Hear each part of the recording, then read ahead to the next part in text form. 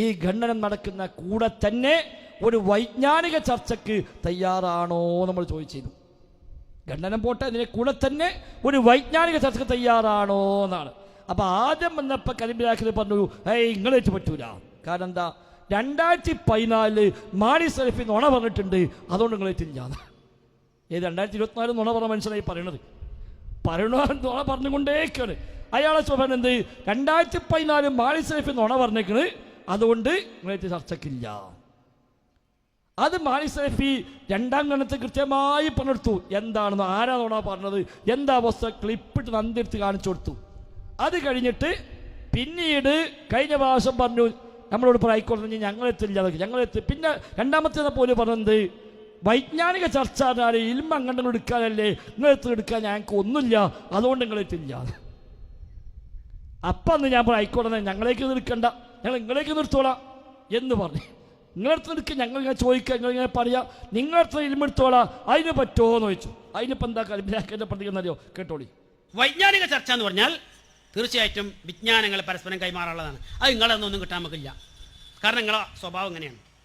അപ്പോൾ ഫൈസൽ മുസ്ലിയാർ പുതിയൊരു അടവ് വെച്ചു. എന്താ അടവെന്നറിയോ, ഇന്ന് ഞങ്ങൾക്ക് നിങ്ങളുടെ നിന്ന് കുറച്ച് ഇൽമ കിട്ടാനുണ്ട്, അവിടെ നമുക്ക് നടത്താം, ഞങ്ങൾ ചോദ്യങ്ങൾ ഇങ്ങനെ ചോദിക്കാം, നിങ്ങളിങ്ങനെ ഉത്തരം പറഞ്ഞാൽ മതി. അത് ഏത് അർത്ഥത്തിലാന്ന് പറയണം. എന്താ അറിയോ, ചോദ്യങ്ങൾ ചോദിക്കുന്നത് ഒന്നുകിൽ മാഷന്മാരാണ് ചോദിക്കുക കുട്ടികളോട്, അല്ലെങ്കിൽ കുട്ടികൾ മാഷന്മാരോട് ചോദിക്കുക. നിങ്ങൾ ഏത് ഗണത്തിലാണ് പെടാന്ന് പറയണം. മനസ്സിലായല്ലോ, നിങ്ങൾ കുട്ടികളാണോ മാഷന്മാരാണോ? ഒന്നുകിൽ നിങ്ങൾ ഞങ്ങളുടെ സ്റ്റുഡൻസ് ആവണം, അല്ലെങ്കിൽ ഞങ്ങൾ നിങ്ങളുടെ സ്റ്റുഡൻസ് ആവണം. അപ്പോൾ ചോദ്യത്തിൻ്റെ പിന്നെ ആംഗിളിനൊക്കെ വ്യത്യാസം ഉണ്ടാവും. ആളുകൾ ചോദ്യം ചോദിക്കൽ പല കാര്യത്തിനാണ്. ഒന്ന്, ഒരു കാര്യം മനസ്സിലാക്കാൻ പഠിക്കാൻ ചോദിക്കും. മറ്റൊന്ന്, ആരോടാണ് ചോദിക്കുന്നത് അയാൾക്ക് ഇതിനെക്കുറിച്ച് അറിയുമെന്ന് അറിയാൻ ചോദിക്കും. അങ്ങനെയുണ്ട്. മൂന്നാമത്തത്, ചിലരെ ചോദ്യം ചെയ്യാൻ വേണ്ടി ചോദിക്കും. ഈ ഏത് ഗണത്തിലാണെങ്കിലും ഈ പറഞ്ഞ ഒരു കാറ്റഗറിയിലും പെടുത്താൻ പറ്റിയ ആൾക്കാരെല്ലാം നിങ്ങൾ മനസ്സിലായി. അപ്പോൾ അതുകൊണ്ട് നമ്മളിട്ടില്ലാതെ ഇതിലൊന്നും പറ്റൂല. മാസാകാനും പറ്റില്ല, കുട്ടികളാകാനും പറ്റൂല, ചോദ്യം ചോദിക്കാനും പറ്റൂല.